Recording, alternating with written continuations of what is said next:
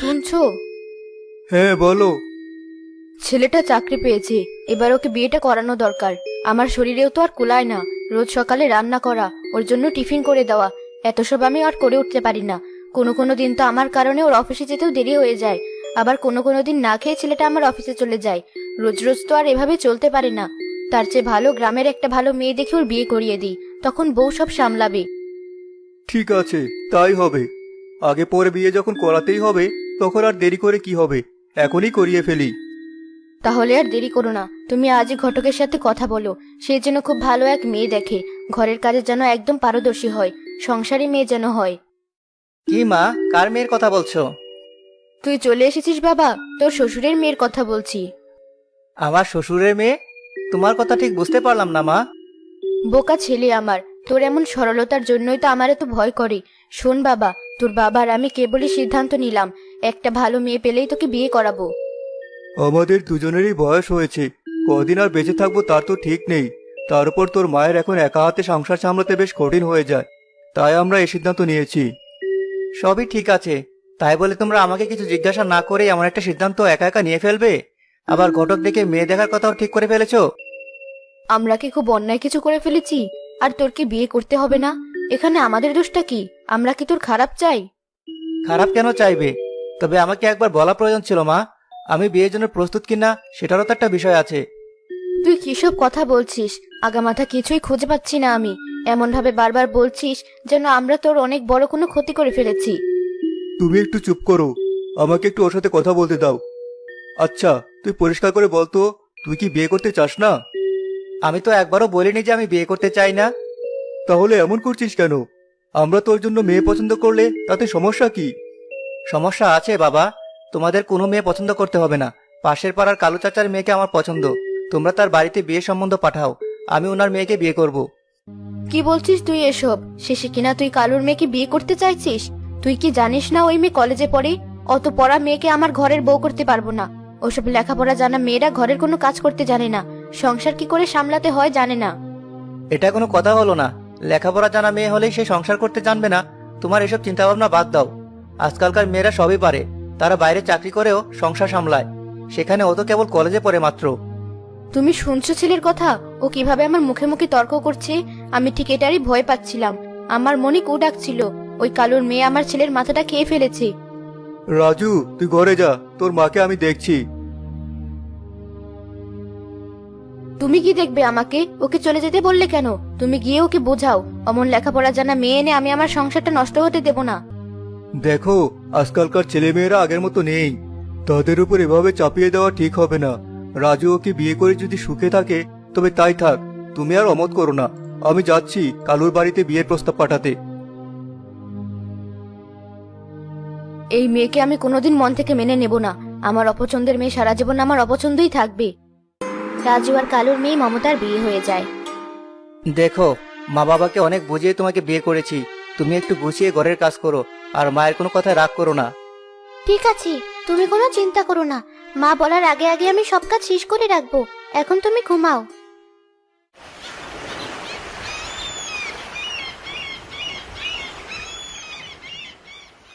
সকাল হয়ে এসেছে, শাশুড়ি মা ঘুম থেকে ওঠার আগেই আমি গিয়ে সব কাজ শেষ করে ফেলি, তাহলে সে আর কিছু বলতে পারবে না।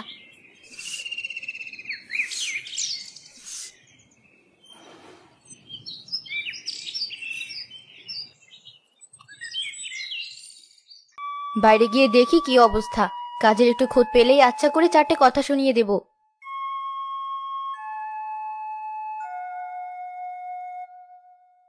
না, সব কাজই তো শেষ করে রেখেছে।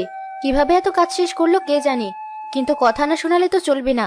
ছেলেকে বড় মুখ করে বলেছিলাম এসব লেখাপড়া জানা মেয়ে গুছিয়ে সংসার করতে জানে না। এখন সে কথা মিথ্যা হতে দেওয়া যাবে না। ওই তো ঘরের সামনে ঝাঁটা রেখেছে। হায় হায়, কি সর্বনাশ করেছে এই মেয়ে। আমি আগে বলেছিলাম এসব মেয়ে সংসার করতে পারে না, তখন কেউ আমার কথা শুনেনি। এভাবেই আমার সংসারটা শেষ করে ফেলবে।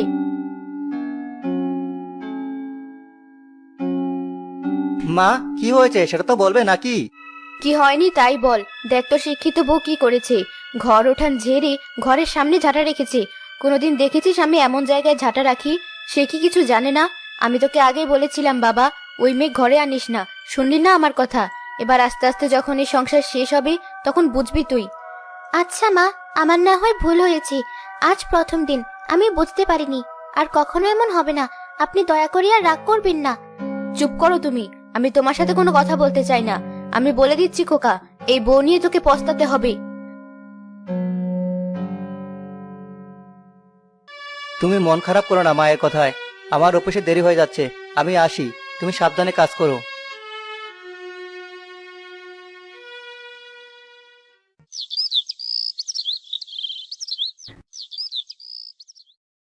এই তরকারিগুলো গতকালের, আর কেমন একটা গন্ধ হয়েছে। এটা আর খাওয়া যাবে না, ফেলে দেই। এই মেয়ে, কি করছো কি তুমি? মা, এগুলো গতকালের, আর একটু গন্ধও হয়েছে, তাই ফেলে দিচ্ছি। এটা খেলে পেটে অসুখ হবে। এসেছে আমার নবাবের মেয়ে, গতকালকে তরকারি খেলে নাকি পেটে অসুখ হবে। আমার সংসারটা যে খেয়ে ফেলছো, তাতে পেটে অসুখ হচ্ছে না? আমার সংসারটা তো খুব ভালো হজম করতে পারছো, আর চারদিক থেকে খেয়ে নিচ্ছ। কি আবার কি হলো? আমাকে কোনোদিন ভাত তরকারি নষ্ট করতে দেখেছো? আর দেখো তোমার ছেলে কেমন মেয়ে বিয়ে করে এনেছে, রোজ রোজ সে ভাত তরকারি ফেলে দেয়। এজন্যই সংসারে এখন এত অমঙ্গল। আমি জানতাম 10 জায়গায় মেয়ে দেখে বিয়ে না করালে কি হয়। এই দেখো, এতখানি তরকারি সে ফেলে দিচ্ছে। বলছি গতকালের তরকারি খেলে নাকি পেটে অসুখ করবে।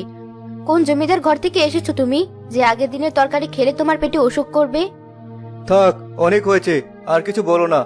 আর বৌমা, তুমি একটু কম কম রান্না করো, যেন নষ্ট না হয়। প্রতিদিনেরটা প্রতিদিন শেষ হয়ে যায়।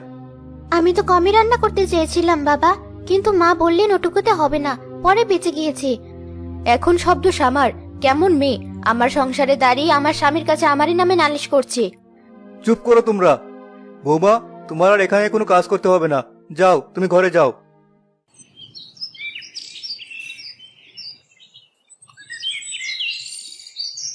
মা, মমতাকে নিয়ে আমি একটু মার্কেটে যাচ্ছি। বিয়ের পর থেকে তো কোনো কিছুই কিনে দেওয়া হয়নি ওকে। কি, বউকে নিয়ে যাবি মার্কেটে? কেন, আমরা যে কোনোদিন মার্কেটে গিয়ে কাপড় কিনিনি, তাই কি হয়নি? তুই একা গিয়ে কিনে আনতে পারবি না? সাথে বউ নিয়ে যেতে হবে? তুই আমার ছেলে হয়ে কি করে এমন হলি সেটা আমি বুঝতে পারি না।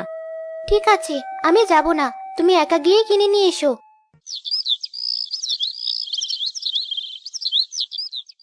চুলগুলো একেবারে ভিজে আছে, একটু বারান্দার রোদে বসে শুকিয়ে নেই, না হলে আবার ঠান্ডা জ্বর চলে আসতে পারে। এই যে বউ, তোমার শাশুড়ি কোথায়? মা ঘরেই আছে চাচি। একে দেখে এলাম, তুমি এতদিন তোমার বৌমার কথা বলতে, কিন্তু আমি বিশ্বাস করতে পারিনি। ভেবেছি তুমি হয়তো বানিয়ে বেশি বলছো, কিন্তু আজ এসে দেখলাম সত্যি তোমার বৌমা কোনো সংস্কার মানে না। কেন, আবার কি করলো? কি দেখলে তুমি? কি আর বলবো, বাড়ি ঢুকেই দেখি বারান্দায় বসে ছেড়ে দিয়ে চুল শুকোচ্ছে। এটা কেমন কথা? বাড়ির বউয়ের এতটুকু লজ্জা শরম কি থাকবে না?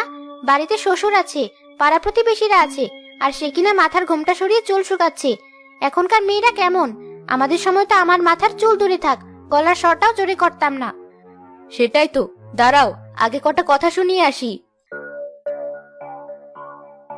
খুব যে বড়